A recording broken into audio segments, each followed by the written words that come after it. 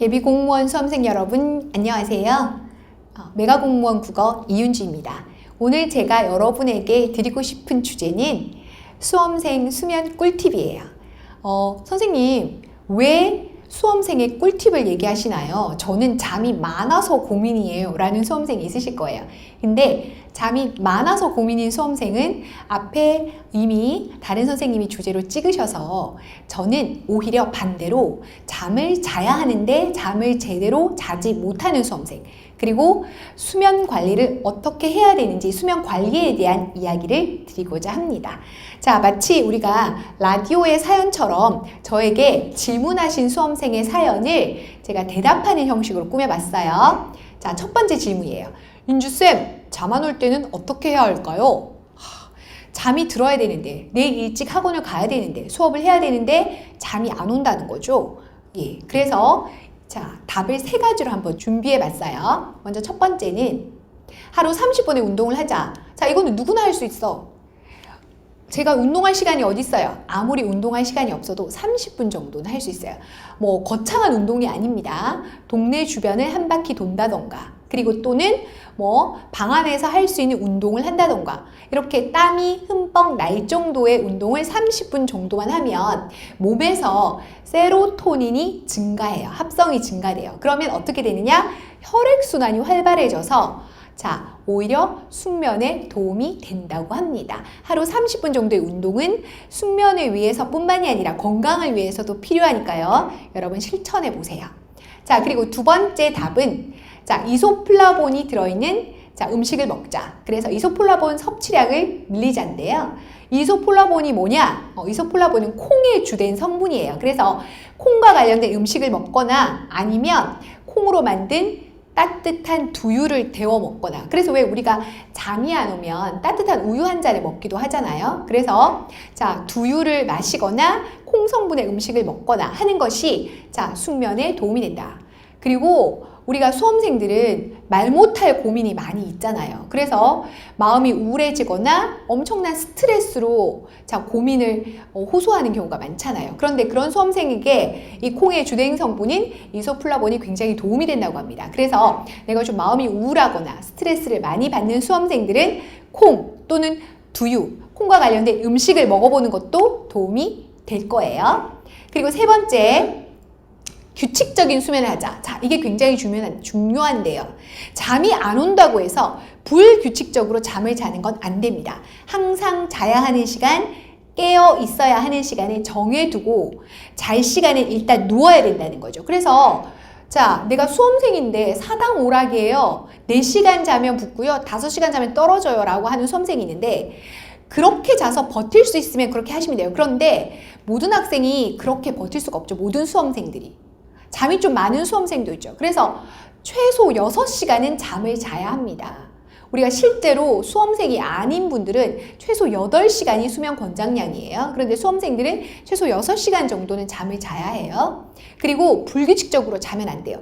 나는 올빼미예요. 새벽에 공부가 잘 돼요. 뭐 저도 그래요. 저도 새벽에 일이 잘 돼요.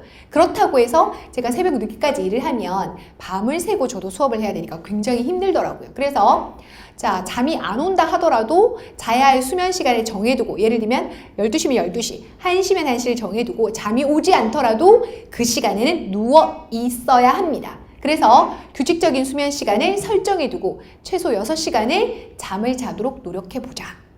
자, 이게 첫 번째 사연의 대답이었고요. 두 번째는 이제 이런 질문을 하시더라고요. 윤주쌤, 수험생 수면 관리는 어떻게 해야 될까요? 자, 잠을 자는데 잠을 어느 정도 또는 어떻게 관리해야 효율적으로 관리를 할 수 있을까? 이거는 잠이 안 오는 학생이 아니라 잠을 잘 자는 학생들도 필요한 거죠. 자, 먼저 윤주쌤의 꿀팁 첫 번째는 최소한의 수면 시간을 확보해라. 이건 앞에 있는 답과 이어지는데요. 적정 수면 시간. 여러분, 이게 일률적으로 동일하지가 않아요. 사람에 따라 달라요. 내가 5시간을 자도 버틸 수 있는 수험생이 있고, 나는 7시간을 자야지만 강의를 듣거나 공부를 하는데 지장을 받지 않는 수험생이 있죠. 그래서 그런 학생이 무조건 4시간을 자거나 5시간을 자면 강의 들을 때나 수업 시간에 졸게 돼요. 오히려 역효과가 나죠. 그래서 나에게 맞는 적정 수면 시간을 정해라. 최소 6시간? 아, 나는 7시간은 자야 돼. 아니야, 나는 5시간 자도 돼. 자신에게 맞는 적정 수면 시간을 정해두는 것이 중요합니다. 또 하나는 잠에서 깬 지 최소 2시간이 지나야 뇌가 활발한 활동을 한다는 걸 기억하세요. 자, 예를 들어서 내가 9시에 수업을 시작해야 돼. 그럼 최소 7시 전에는 일어나야 한다. 그리고 우리가 시험 시간에 따라 움직이면 되죠. 시험 시간이 뇌를 써야 하는 시간이 자 9시부터다 하면 적어도 2시간 이전. 그래서 6시 반에는 일어나는 습관을 들여야 합니다. 그래야 최상의 컨디션으로 여러분이 학습하거나 시험을 칠 수가 있어요. 두 번째 꿀팁. 규칙적인 수면 패턴을 유지하라. 자, 이게 뭐냐면 규칙적인 수면 주기를 지켜라. 수면 주기라는 게 자, 앞에서 얘기했지만 수면 주기가 이게 바뀌면 안 돼요. 예를 들어서 앞에서 자야 할 시간에 자고 그 다음에 깨어야 할 시간에 깨고 이것을 굉장히 규칙적으로 지키는 것이 필요합니다. 보통 수험생이라 하더라도 주말을 지나면 이 패턴이 무너지죠. 그래서 확 몰아자고 그리고 에이 늦게 자자 뭐 이렇게 되죠. 그런데 한번 그렇게 하면 또 적응하는데 되게 시간이 걸려요. 그래서 월요병이라는 게 생기죠. 그래서 자, 이 패턴은 될 수 있으면 반드시 반복해서 지키는 것이 중요하다.